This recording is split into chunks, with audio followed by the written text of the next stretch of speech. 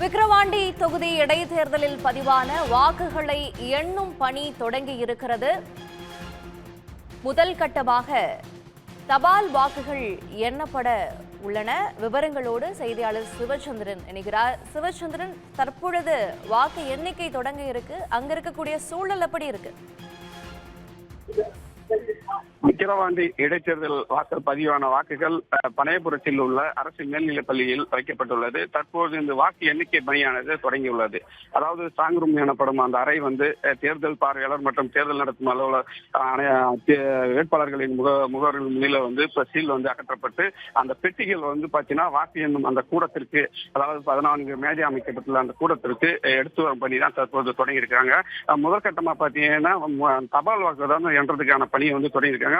தபால் வாக்கு எண்ணும் பணி தற்போது தொடங்கியாச்சு. அடுத்த கட்டமாக இந்த முதல் சுற்று வாக்கு எண்ணிக்கை இன்னும் சற்று நேரத்தில் தொடங்க உள்ளது. அந்த பெட்டிகள் இயந்திரங்கள் வாக்கு இயந்திரங்கள் அந்த அறை ஸ்ட்ராங் ரூம்ல இருந்து வாக்கு எண்ணும் அந்த அறைக்கு எடுத்து வரும் பணியில தான் பணியாளர்கள் ஈடுபட்டு வராங்க. இன்னும் சற்று நேரத்தில் அந்த முதல் சுற்று தொடங்கி அதன் எண்ணிக்கை அறிவிக்க உள்ளனர். இந்நிலையில் தான் இங்க 3 அடுக்கு பாதுகாப்பு போடப்பட்டுள்ளது. அதாவது முதல் அடுக்கு பாதுகாப்பில் துணை ராணுவத்தில் ஈடுபட்டு வருகின்றனர்.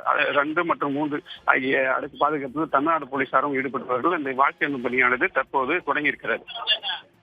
உடனுக்குடன் செய்திகளை தெரிந்து கொள்ள சன் நியூஸ் பெல் ஐகானை கிளிக் பண்ணுங்க.